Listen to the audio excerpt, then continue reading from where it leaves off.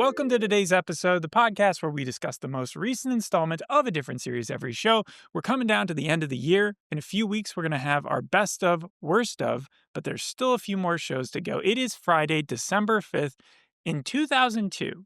December 5th of 2002, Lord of the Rings, The Two Towers came out that day. But I don't want to talk about that 2002 movie. I want to talk about another 2002 movie, Like Mike. Like Mike, the story about the kid who has the shoes and turns into Whose Michael shoes Jordan. are they? Michael Jordan's. Michael Jordan. The funny thing about that movie is Michael Jordan had come back to play basketball. He was playing basketball during the time that movie was out, and he never made a cameo.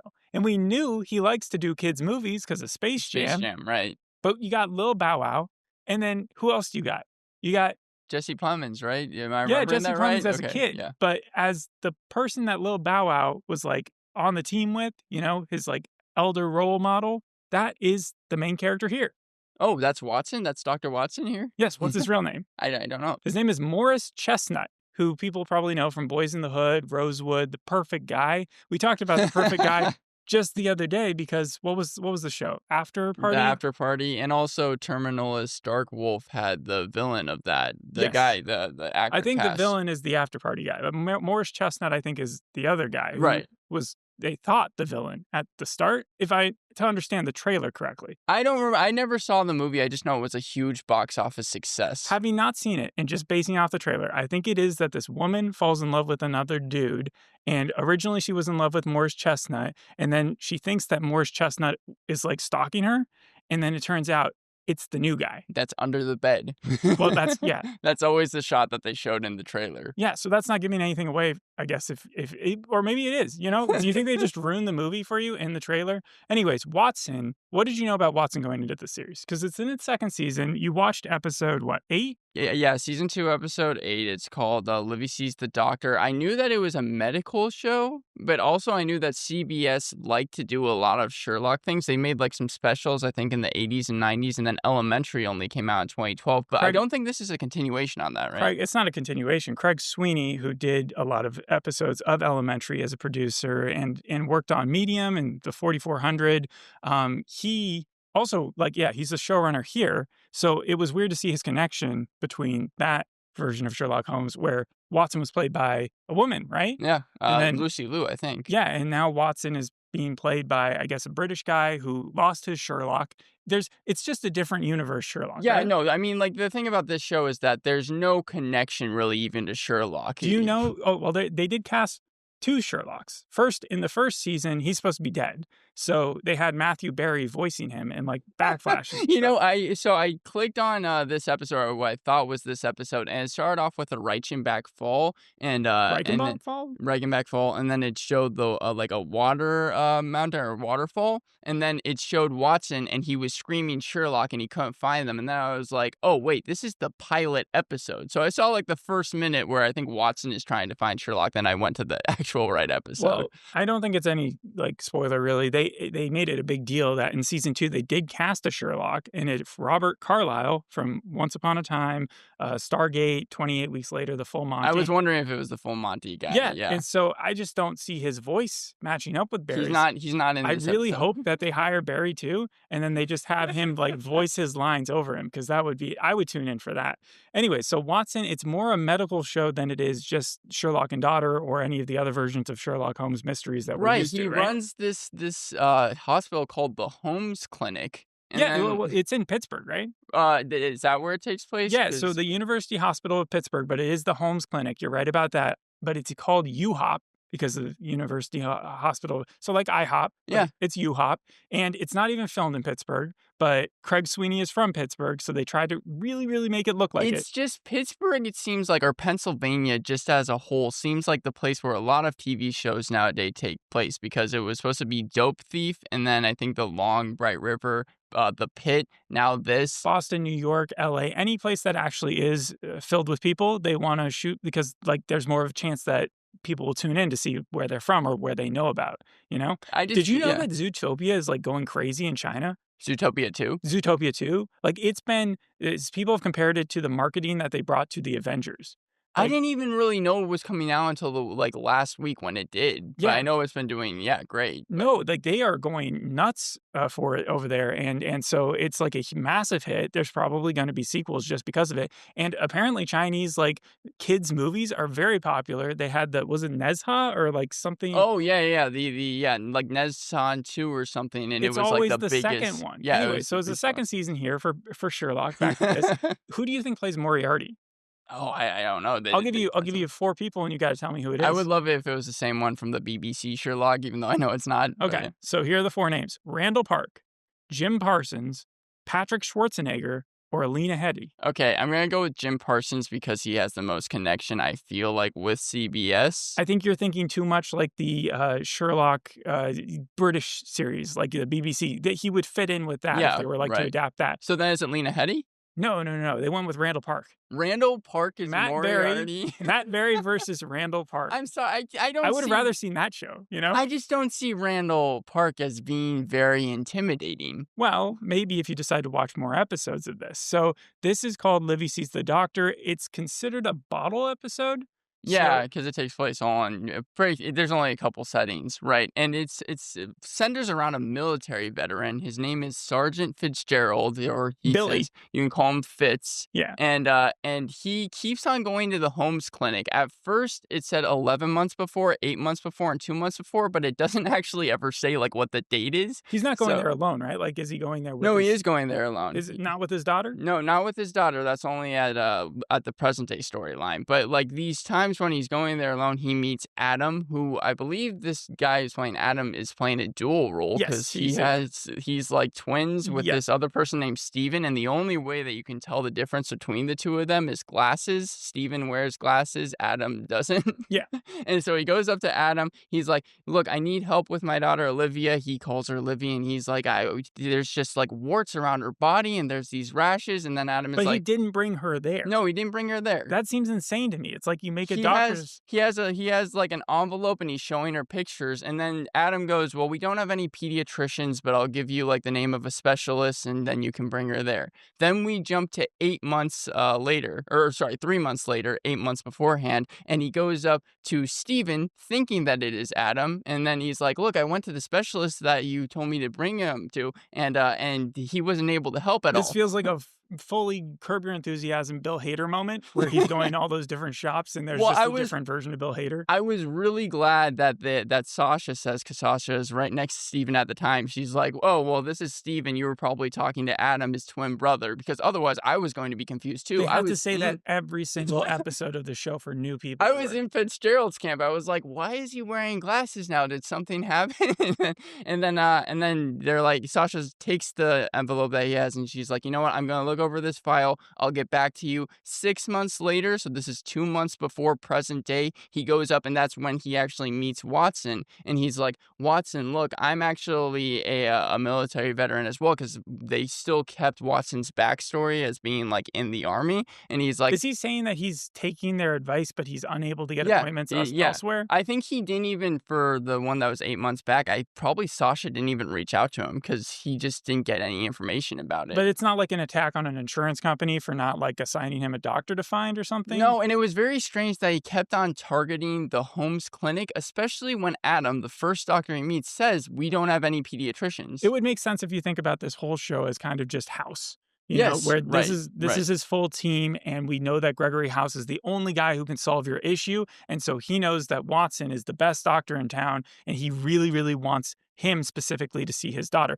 But then in that case, bring your daughter. Well, okay, let me explain. So he goes up to Watson, and then Watson is like, "You know what? I'll look over your file, and I'll send you some information as well." 2 months later, and that's when Sergeant Fitzgerald does bring his daughter. He brings his daughter and a lot more, right? Yeah. This was just insane to me. So they kept on shooting it like Sergeant Fitzgerald, he's holding this bag, was going to shoot up this hospital. And I was like, wait, what? Because he's like holding his daughter's hand, and in the other hand, they're shooting it like he has a ton of guns in his bag. And then they don't go that route. And I was like, okay, that's at least a good thing. I guess the show doesn't want to go that dark. Then suddenly he puts Olivia in a separate room on the 4th floor, goes in, and then he sees Watson and kind of Watson's whole entire team. He undoes his coat, and suddenly it's a bomb threat. He makes this huge paramount, forgive the pun, but like this big, insane decision that he is going to, if they don't save Olivia, kill him, kill everyone else, even though they told them they don't have any pediatricians there. We've seen this in basically every medical show that's ever come out, is that there's always like a threat. Sometimes it's at the very beginning of the show where a doctor gets shot. But like in House specifically, I do remember there were several times where a patient would come in with a gun and like say, diagnose me or else, you know? This felt like kind of the Dr. Sexy show from Supernatural. How everything Dr. Sexy, yeah. Yes, how pronounce it correctly. Everything just was like hiding so much morehand. Also, this was but the Grey's Anatomy. I don't know if you ever saw season 2 or season 3. Kyle Chandler's character. Spoiler alert. That was when a bomb was inside the patient. I know, but it's still a bomb in a hospital. It's not unheard of. This guy went to a hospital that didn't have any child doctors and said, because you guys didn't help me, I'm going to make it so that you have to save her or I will kill everybody. Well, here's a question for you, though. Do they prove, or does he prove by the end of the episode that he's right? Yes, they were able to save her. They were able to diagnose her. And so whose fault was it really? No, no, it was. So he takes everybody hostage, right? Right, he takes kind of the whole team hostage. And does Watson say immediately, I'm going to go check out on this girl and see if I can just figure this out in 2 seconds, and then you can just get out of here? Well, I mean, and I'll validate your part. More what it is that he has a camera set up in Olivia's room so he can see what's going on, and he tells Watson. I should probably bring up the other people that are in the room. Also, Sasha, she is a specialist in immunology. She's the one who said that Adam and right, and the other guy were twins. Yeah, Steve. And she was also the one to look over the file. And one of the twins escaped, or is he not in the room? Or you got both twins one of the twins is out of the room. And I think who else is out of the room? Because I think the muscle is out of the room. Yeah, too. Shinwell. What a name! And I think he was supposed to be a former criminal. But then you also have Ingrid. She was a neurologist, or is a neurologist. Sorry, but I love the idea that like House would have a bouncer.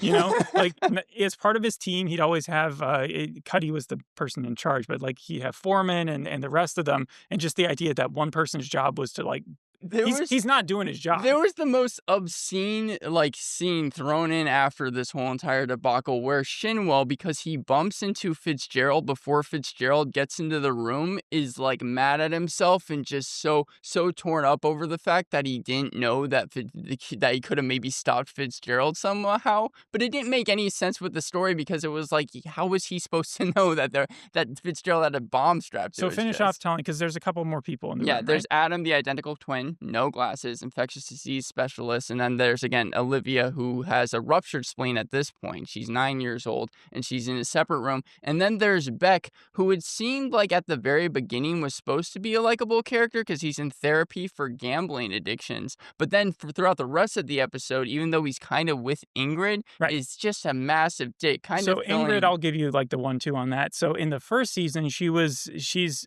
how would you describe her quickly, like in 2 seconds? She's not full of herself, but she has definitely got like sociopathic tendencies. Yeah, I would say that she's kind of gothic too. She's goth. She did some like pretty sketchy things. They forgave her in the second season. She needs to get therapy, and she ends up meeting this narcissist dude in therapy, this Beck guy, and they're both there, and Beck is given the opportunity to leave, right? Yeah. And what happens? He decides that he's just going to stay. And does he give a reason for that? Not really. I think it was just to try and impress Ingrid. Okay, so they're a couple. He's given the worst line. Like 5 minutes in, this is before the whole entire Fitzgerald thing, they are leaving therapy, and he keeps on dropping hints to everyone else in therapy that he's with Ingrid. And they're in the elevator, and Ingrid goes, "You're pathetic." And then Beck goes, "This morning I'm pathetic, but last night I was daddy." And I was like, oh, okay, we're in for a treat with this character. All right. This awful, terrible line gave me everything basically that I had to know. Yes. And so that's the people in the room. How quickly diagnose this girl? Well, it takes a long time because it should. Yeah. Yes, because I find out what like they actually it's what's this name of the thing that she has? X-Men disease. X-Men That was disease. one of the few things about the series that I actually liked because I looked it up on Gemini. It turns out that it's actual disease, and I have the It's definition an right here. immunodeficiency disorder, right? Yeah, and it also gives you an increased risk of things like lymphoma. And basically, what they have to do is they have to try Epstein-Barr and stuff. Yeah. and find someone with a similar blood type. Yeah, so okay, let's get into this a little bit because it's not X-Men disease where you like suddenly become a Yeah. superhero. There is a mutant like part of your genome. So like you have 2 chromosomes, right? Everybody has 2 chromosomes. Yep. Guys have 2 or have XY and XY girls and have then XX. girls have, yeah. This is the part that confuses me, right? So girls never get X-Men disease or whatever, because they have 2 X chromosomes. Usually when you have that type of disease and it's on the X copy, it's specifically male because girls have 2 copies and the better one just ends up solving the issue, Yeah. So I like that's the curiosity to me. They've never actually had this case determined for a girl. The other thing is, if it was to be, it would either have to be of 2 situations. One is that the guy has the disease and so does the mom, and somehow they just haven't gotten sick. Yeah. Or more likely, because of how this ends up playing out, the mom was the carrier, the dad had the healthy X, and somehow her body decided that her X chromosomes were only going to listen to the one that her mom gave her. That could happen, but we have never seen it in this specific one, or at least no written reports have been about it. And if that were the case, that would still mean that the dad, because how do they end up solving it? Well, they end up, it's a blood transfusion that they take right? from Fitzgerald. But Yeah. the thing about the girl, if we're going to accept that her body is automatically turning off the good X chromosomes, it's not that she doesn't have them. It's that they're ignoring them and they're only using the bad X chromosomes. Adding more good ones, if her body is already programmed to ignore them, is not going to suddenly change her cell's makeup. This went into like a greater point, but there's great medical shows, Lenox Hill, The Pit, Lenox Hill is a Brilliant Minds, which I had as a joke because I know how much you hated that episode. But those were great things. The thing about network shows with medical is that it just always seems like the writer is flipping through like a medical book, takes out a few terms, and then like just kind of throws it at the screen. And so I'm not saying that this was a bad idea or concept, but it's also kind of ludicrous because they had to run a genetic panel in order to diagnose this, because otherwise it would take years. It's also ludicrous how they figure it out, though. In like less than a few hours, right? Not only that, Watson figures it out because it turns out that Fitz doesn't like cilantro, and then he's like, Livvy doesn't like cilantro. But apparently it's a hereditary trait. Yes, there was also, but it's not that rare. They threw in this very random storyline that it seemed like was just there to pad timing, where Fitz actually wasn't Livvy's dad, or so he thinks. It was just his adopted daughter. So they go to Stephen Morris, who ended up having an affair, and it turns out that Stephen and Shinwell have gone there, and just to get a blood type, and the only reason he decides Stephen Morris is going to give a blood type is to just get them off his doorstep so his wife doesn't overhear. So they use Morris Chestnut, the main character Watson, and they use Morris in the television show for someone else. Yeah, but they take his blood type, and then they're like, wait a minute, there isn't a match between Stephen and Livvy. And then they're like, wait a minute, Fitzgerald must be Livvy's father. And I don't understand why that was even in the show. I was curious if they were going to go the full Leo DiCaprio. What's the name of that movie this year? One Battle After Another. Where they just flip out the machine and they do a DNA test right there. Because that would be more believable as far as the timing than diagnosing X-Men disorder, a genetic disorder, that quickly. Well, my question just about the storyline, just in general, was why did we even have to have it? We already saw that Fitzgerald was like a good father figure. The show goes out of its way to show that even though he has this bomb strapped to his chest, which again, it was just the most insane thing, that he cares about his daughter. Why did we have to have a random plot line thrown in about him not being the kid's father, only to then be like the kid's father 10 minutes later? Bittersweetness. Because by the end, okay, so does anybody try to stop him? Yeah, so Beck is able to, because what they did when he decided that he was going to stay was they tied him up in restraints with zip ties, and then he's able to get out of them, and then he stabs Fitzgerald with scissors like midway through. And I thought to myself, from what I was reading, that was like specifically shot to look like he was doing the wrong thing. Yeah, well, it's supposed to be ironic because, again, Fitzgerald, despite having this bomb to his chest, is supposed to be a good character. You're supposed to understand why he's doing this stuff. And you already understood that by the time that yeah. whatever his face is Right, decided to and so attack you're him. not supposed to like that Beck stabs Fitzgerald, but my thing is that I understand that Beck is a terrible character and Fitz is supposed to be good, but He also has a dead man trigger on the bomb. I think that should be right, important. So, like, if he dies, then there's no good reason to stab him in the neck. But if you get stabbed in the neck, how do you even survive? I don't understand why Watson ended up tackling Beck and didn't just try to at least apprehend Fitzgerald at that moment, because yes, I understand Fitzgerald is trying to get his daughter to safety, well, isn't but he it bleeding seems at that point? yeah, Like, he's bleeding from the neck. Yeah. So what do you mean by apprehend? Like try and stop it somehow. Like I mean, like he's still holding everybody hostage with he this treats him right. trigger. Yeah. Hippocratic Well, oath and everything. that's yeah, what ends up happening. And then Beck is just given the free pass to go. Fitzgerald just tells him to go after being stabbed in the neck. Just get out of here. You're more of a nuisance here than you would be otherwise. Once they diagnose the daughter, they find out that this is the dad. They come up with this crazy solution that they're going to use his T cells and then like put him through some crazy science that doesn't make any sense to fix it so that her body would suddenly accept them and resolve itself.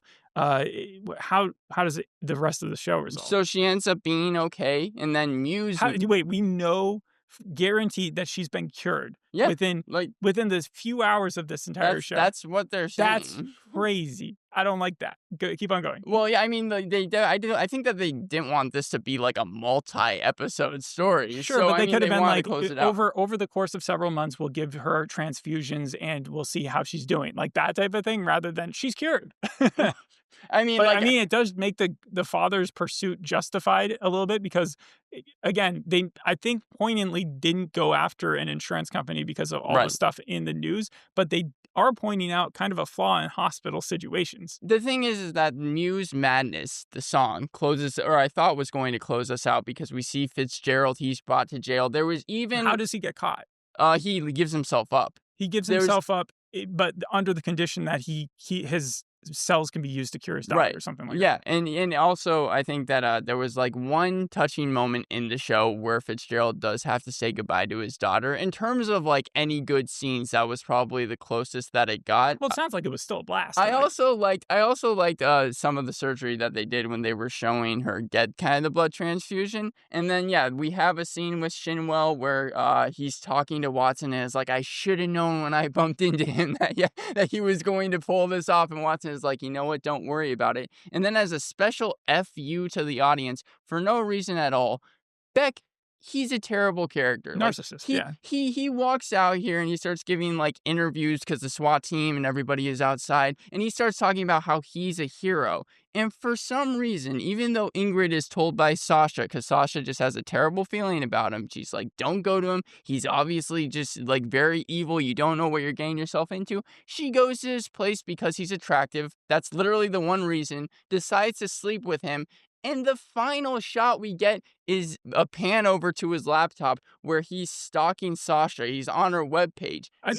Sasha, right, is the person who's in control of the therapy group. Yes. And so he's, I think what they're saying, looking at everybody in her and just kind of like going after the different patients he has. Well, I don't know if I saw Sasha in the therapy group I thought she was the one running it. I thought like Ingrid was one of the main people, and that's how he had found her. I mean, that might be the case. It would maybe make a little bit more sense as to why he was like so kind of like into her. But there were so many things I found wrong with this episode. There's a point where he's getting ready to do the surgery on Fitzgerald and take the blood, and Watson gives Sergeant Fitzgerald the way out. He says, I don't know if Livvy will be okay, because Fitz was worried about Livvy's future after he did what he did. But then Watson says, I don't know if Livvy will be okay, but if you didn't happen today, she might not be alive. Watson is justifying Fitzgerald coming I've been into justifying it too, because I'm saying the dad would not have been able. I think that's the whole point of the episode. Is it's supposed to make you think not, oh, I should go into the hospital and blah blah blah, but like kind of the problem with the system right now, where it's like too many overloaded doctors are overloaded, because you didn't even mention that this was supposed to be like a day off, right? Yeah, it was supposed to be like a renewed like an R&R day, almost like a Buddhist day where we're supposed to be peaceful. Yeah, that was shown at the very beginning of the episode. Right, and so it's like patients who are definitely hurting and needing people to look at their kids or themselves and stuff. They're unable to find doctors because doctors are taking too many R&R days. That's the moral of the story. Here's the thing. With my pros, and maybe you and I are aligned to this, I like how they attempted to make the criminal relatable. I do think that there is a interesting story within that, but the bomb threat was just so, so obscene, and he's going to a place that doesn't have any pediatricians. He learns that a full year ago, and then he decides that he's just going to keep them hostage until they save his daughter. That's the part that I have a big problem with. It just felt like the plot was so insane. Also, there was times where it felt like they had to spoon feed the audience everything, because this is when they're telling Fitzgerald that they have the match and that he's actually Livvy's father. Sasha goes, Scott Morrison's blood type is AB positive. I did like how they used AB positive, but then they say Livvy's type is O. Watson says it's nearly impossible for Scott to be her father. Then Sergeant Fitzgerald goes, then who the hell is it? Who is Livvy's dad? He couldn't put 2 and 2 together before Watson tells him, you are Sergeant Fitzgerald, you are Livvy's father. Mm-hmm. It just seemed like that was how much do they have to tell the audience before they can get it themselves? Did they say it like that, though? Yes, that was it. That was word from word, the scene. So it's straight up like a Jerry Springer thing, right? Yeah. Okay. But it just... and you were right, by the way. I'm looking at this synopsis here, and it does say that he was just straight up cyber stalking Sasha. So I don't know where I got the connection between her being the therapy group. I thought Beck was just personally going after every single person that was in the therapy group, but I guess I'm wrong. I mean, I had a big problem with the overall story, but I did kind of like how it was focused. There weren't too many B storylines that I didn't care about. It did primarily stick on the bomb story, so I did like that, because sometimes these shows can get so sidetracked, and this didn't feel disjointed. So I'll give the story props for that, but also the fact that at the very end, Ingrid decided to sleep with Beck. It wasn't one of those things where I was like, "Oh, you sound like you got too invested. She's making a poor decision." You're supposed to really hate that, and I did. Good. Overall, I'm going to give the series a 4 out of 10. I was not a fan of this episode. It sounded like you were enjoying it. Right. When it comes to things like Up East New York, I liked it more than something like that, even though, ironically enough, that also dealt with a man having a bomb strapped to his chest. The episode I watched of that. It also reminded me a little bit of Money Monster, the George Clooney movie with Jack O'Connell. True. Yes, because that's also supposed to be a little bit of a redemption for that character. So I totally see that. For House, it's kind of the same way. He gets shot at one point, and then he has this dreamscape thing where he kind of goes through what happened, and he kind of understands why the guy did what he did. So yeah, those type of shows or episodes I end up liking, and it seemed like from the few reviews that were out there, people also liked this one more than some of the other episodes of the Watson series. So, I mean, take it that if you're a fan of Watson already, this is probably one of your favorite episodes. Yeah, I mean, so you're saying I got one of the best out of the bunch then? Some people say this was the best of the bunch. Okay. Well, I probably want it's also a 20 episode season, which we don't see a lot of those these. Right, because I think I saw somewhere that the first season was 10 episodes. Oh, 13? I think it was 13, or at least they had it was 13 episodes in the first season, and then they just got a bigger order for this one, 2.5 million views each week. But for a 2025 show, to be given a drama, an hour-long drama, to be given that episode order and then still have creative content, I give it props for that. Thanks for listening. We'll see you on the next episode. Hope you enjoyed this one. Bye. Bye.